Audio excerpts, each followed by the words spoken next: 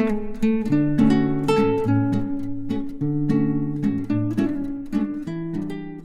guys, good afternoon. So maaga tayo ngayon nakarating sa work kasi hindi na halos ako nakatulog. Kanina umaga pagka-out ko, hinatid ko si Mrs. sa work and then umidlip lang ako ng konti. Paggising ko bago pumasok, inihatid ko naman yung anak ko sa work. So before and after work, may hinatid at sinundo tayo. Yan, kaya ang ending ito, ang aga natin sa work. Well anyway, saktong-sakto kasi ngayon yung usapan namin nung isa nating kababayan na pasusubukin ko dito. Sana makuha niya tong position. Bumiyahe pa siya ng malayo. Hindi ko na muna iaano sa inyo kasi baka na naman, hindi na naman matuloy. So papunta siya ngayon, galing pa siya ng Alberta. Ngayong hapon ang dating niya. Pagdating niya dito, sabi ko magkita kami. And then ihaharap ko siya kay boss.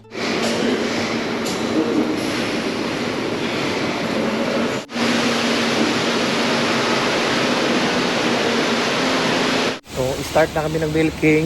Patapos na yung group 1. Inaabangan ko yung followers natin. Sabi ko dito na lang siya. Kapag nakita niya yung sasakyan, yan, lakad lang siya dito. So sinend ko na lang yung video. Sabi ko pag nakita mo yung sasakyan ko, puntahan mo lang kami dito kasi na doon si boss nakita ko dala yung payloader, parang may ginagawa doon sa dulo doon. So tama pagdating niya dito, papuntahin ko na lang si boss dito para magkausap sila. Malayo pa din ang binahe ni Kabayan at sabi ko sa kanya diyan na lang siya sa Abbotsford Airport kasi ang plano talaga niya sa Vancouver siya bababa. Sabi ko wag na, malapit lang kami sa Abbotsford Airport para hindi ka na bumiyahe ng malayo. Then pagbaba niya ng Abbotsford Airport, mag-u-Uber na lang siya papunta rito. Pagdating niya dito, tatawagin ko si boss, saka sila mag-usap. So sana maipasok natin to si Kabayan kasi malayo din yung binahe niya. Isa ito sa mga nagme-message sa akin na hindi na rin ma-re-renew. A few moments later. So nadyan na yata si Kabayan. Good thing is nadyan si boss ayun na nakaupo.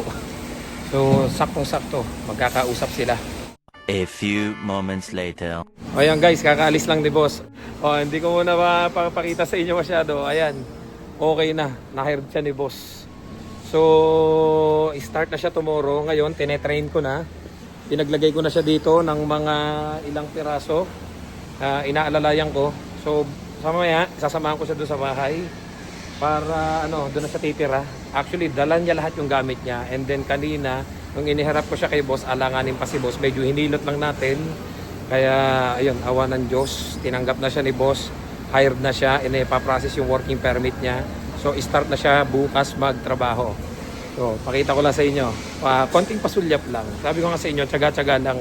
Ito ay isang masugid nating followers na laging nanonood ng mga vlog ko. Pag naka-live kami, lagi siya nagko-comment. So, hindi niya ako tinantanan sa message, sa comment. Talagang asipag niya. So, awa ng Diyos ito, nakuha niya. Ayun na si Kabayan. Sa mga susunod na araw, makakasama na namin siya. So ngayon, patapos na to, group 4 na kami. And after this milking, pasamahan ko siya doon sa bahay para doon sa tutuluyan niya. And then after that, tomorrow, start na siyang magtrabaho.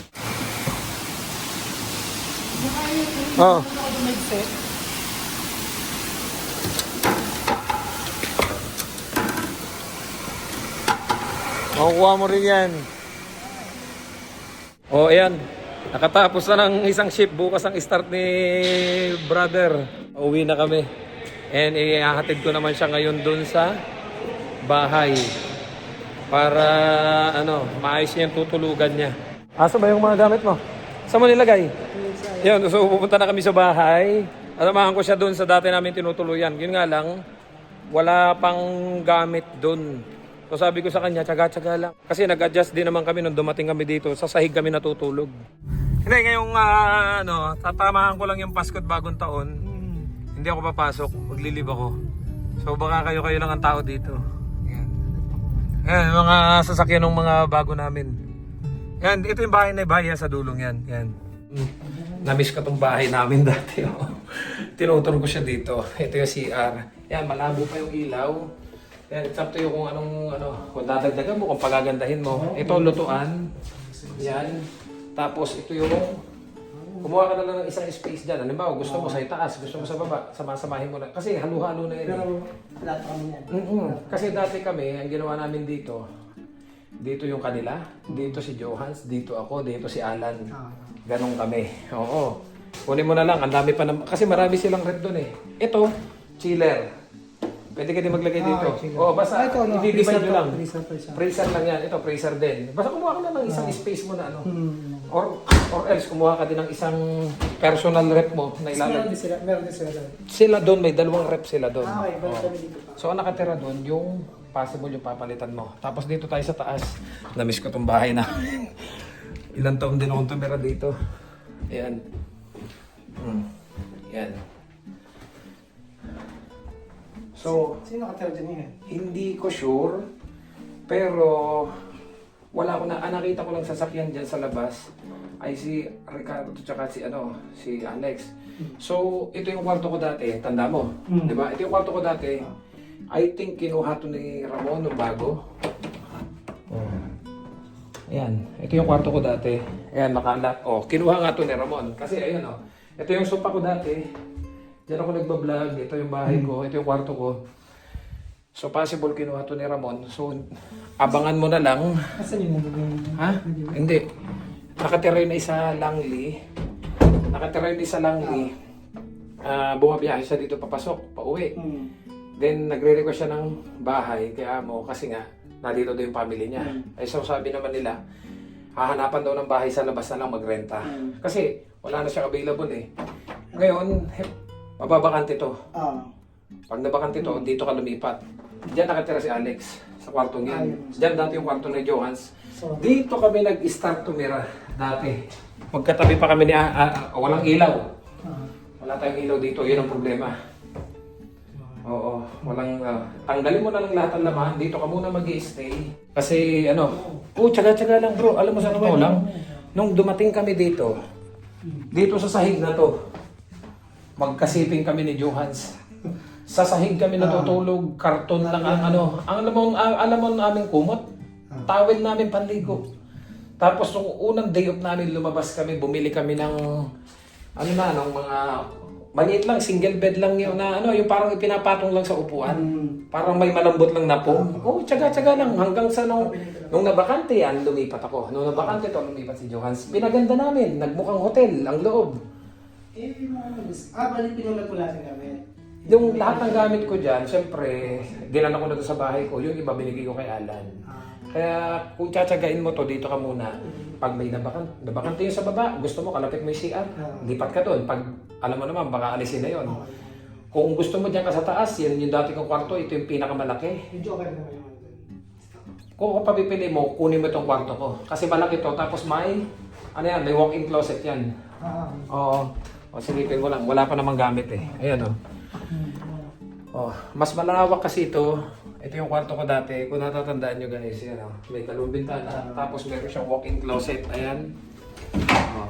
Ayan, may mga gamit-gamit sila dun o. So ayan. Kaya nga lang, ang daming basura. Kasi ang umalis dito ay si Brian. Yung Nicaragua. Oo. Tsagay mo lang bro. Oo. Pag nakaraos, maayos mo yan, mapapaganda mo rin yan. So akit na natin yung gamit mo dito. Okay. Sige. Ayan. Yan, so naiayos na namin yung gamit niya doon sa bahay. Sabi ko, tsaga-tsaga lang muna.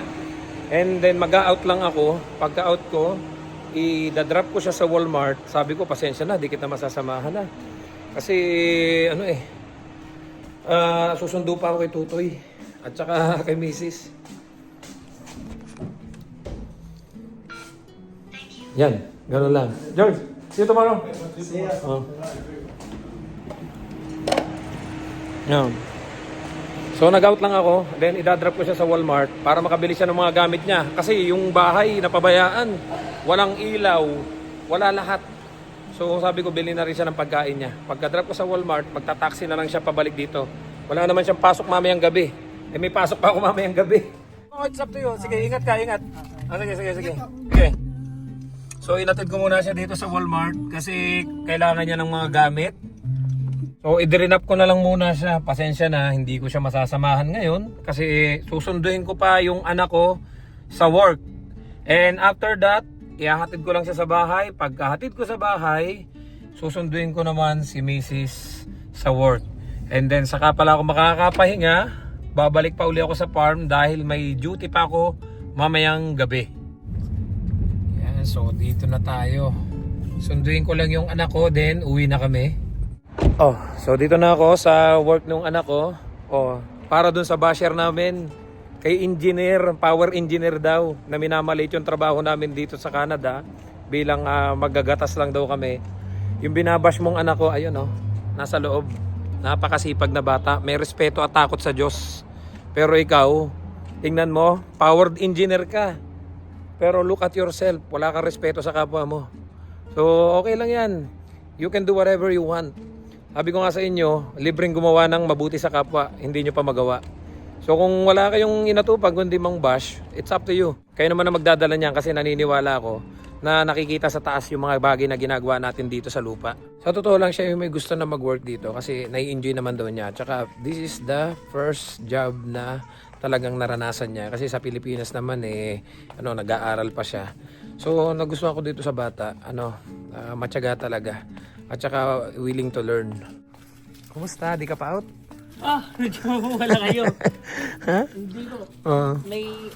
May gagawin ka pa? Opo. Sige, doon na lang ako sa labas. Antayin kita. Safe. Sige. Bye-bye. Para doon sa basher namin na si powered engineer daw. Yung sabi niya, yung anak mo mayabang, malamya. Tingnan mo yung bata. Marespeto, may takot sa Diyos at saka mabait sa magulang. Kaya yung sinasabi mong hindi maganda doon sa anak ko, hari na wag bumalik sa'yo. Kasi sa totoo lang, sabihin nyo na lahat ng gusto nyong sabihin sa akin. Sanay na ako dyan. Ever since bata pa ako, minamalit na ako ng mga tao. Dahil totoo naman, saan ba ako lumaki? Kung natatandaan nyo tong picture na to, so anong may pagmamalaki niyang batang yan? Lumaki ako sa kalsada, lumaki akong wala. Talagang yung nanay ko lang yung kasama ko na nagtaguyod sa amin. Kaya kung saan man ako dinala nung mga pang-aalipusta ng ibang tao sa akin, pangmamaliit. Kaya kung inakala nyo natatablan ako din sa pangmamaliit nyo na, hoy, magagatas ka lang, engineer ako, maliit lang yung sahod nyo, ganan-ganan, hindi na po tatalab sa akin yan. Dahil sabi ko nga sa inyo, simulat sa pool, talagang walang-wala kami. And na-appreciate ko lahat ng bagay na ipinagkaloob ng Panginoon sa amin, na talagang from scratch, talagang walang-wala kami. Dinala kami ng Panginoon dito sa Canada at dito kami ngayon nagkasama-samang pamilya para maghanap buhay. Out na yung anak ko. Kumusta ang work? Pagod. Ha? Ikaw mag-drive. Uwi na tayo, ha? Tara, let's go na. So uwi na kami guys and then i-drop ko lang siya sa bahay. Aalis na rin ako kasi out na si Mrs. So sa senior care ko naman siya susunduin. Kaya siguro mga 30 minutes or 1 hour na lang yung pahinga ko. Then pasok na ulit ako mamayang gabi. Ay, kakauwi lang namin. Ay, nako, praise God. May naipasok tayo. Anak, may naipasok na si dating bago na naman. Meron ako? Oo. Taga saan po? Taga Alberta. Ay, nice. Bumiyahe siya kanina. Then pinakausap ko kay... Pinakausap ko kay boss. Pinag-start na bukas. Mabuti naman po. Pinat! Ay, Pinat Ano si Pinat? Pinat! Pinat, marami na kami sa'yo, anak. Ito po si Pinat. Ayan po, Na-miss mo kami? Na-miss mo, daddy? Punta to kay kuya. Ito pa yung iba naming alaga. Pakita ko sa inyo. Bili. Kasi ating mga anak dito. Naku, wala. Baka mga tulog. Wala. Ay, bigyan ko lang kayo ng konting idea. Si Kabayan ay matagal nang nangungulit sa atin. Kada magla-live ako, lagi siya nagko-comment. Lagi niya, Sir Bird, sana po makapasok ako dyan. Then after ng live natin, magme-message siya sa akin. Pagka-message siya sa akin ng mahaba, Sir, ako po yung nakachat nyo bago pa po ako pumunta ng Canada. Marami akong natututunan sa inyo, ganan. So tayo, re-reply lang tayo. Thank you po, ganan. So nag-open siya sa akin. Isa siya sa nag-open sa akin kasi napakarami nung nagme-message sa atin na sinasabi na, Sir, baka pwede ako dyan. Sir, hindi na ako marirenew. Sir, wala nang chance talaga. Pag talagang hindi ako makakakuha ng working permit dito, baka mag-Europe na lang daw sila. So marami tayong natatanggap na ganyan. And then alam nyo naman kung updated kayo sa mga vlog natin, marami tayong sinubukan na ipasok dito. So syempre kapag may kausap pa ako na nauna, hindi muna ako nakikipag-usap doon sa pangalawa. Pero dahil nga yung last na pinasok natin, naka 3 hours lang, ang tagal namin nag-uusap, isang taon kaming, mag-iisang taon Mag-iisang taon din siyang nag-chat, nagko-comment. And then ito, kailan na ipasok natin, 3 hours lang. So hindi siya tumuloy, kaya ito yung reserba ko. So, alam niyo, naka-line up po yan. At kung hindi tutuloy, may isa pa akong tatawagan. So, pinakikiramdaman namin yung mga ibang lahi. Kung tatagal ba o hindi. Alam namin talaga hindi tatagal yung isa. Kaya sabi ko nga, bro, kung gusto mong sugalan to, pumunta ka dito, ihaharap kita kay boss. So, praise God, kinausap ko si boss. Dala niya lahat yung gamit niya kanina nung pumunta siya dyan. So bago pa naman siya pumunta dito, na-orient ko na siya sa mga posibleng pwedeng mangyari. Sabi ko sa kanya, I cannot guarantee you na makukuha mo tong trabaho. Pero I will do my best to support you para makuha to. So kung pupunta ka dito, talagang kakausapin ko si boss na kung pwedeng kunin ka na. So nung pumunta siya dito, sabi niya kasi sa akin, Kuya Perds, wala na kasi ito kong balikan. So sabi ko, nakinig ko na yan Kasi yung last time na pinasok ko, wala na rin daw balikan, dala na rin yung gamit Pero nangyari, 3 hours lang.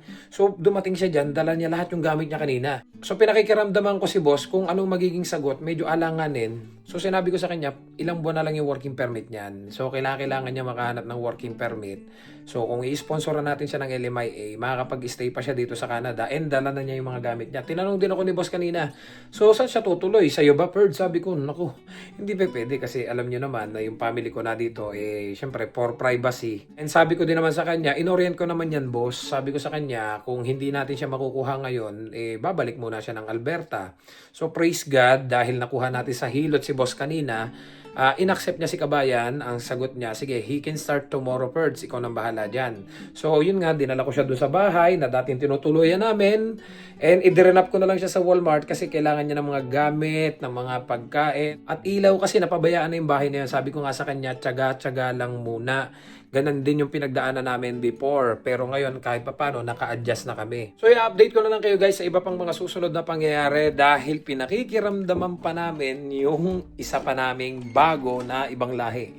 Kasi pag hindi tumagal yun, abangan nyo, sana makatulong pa ulit tayo sa mga kababayan natin na hindi na marirenew at mapapauwi na ng Pilipinas. Katulad ng nangyari kay Kabayan, hindi siya nawala ng pag-asa. Kahit na hindi ko na siya nasisin, nagko-comment siya, nagme-message siya, hindi ko na nare-reply. Kasi talagang busy din po ako sa work. Tapos siyempre, kagaya ngayon, dumating yung family ko, may hinahatid ako ngayon, may sinusundo pa ako.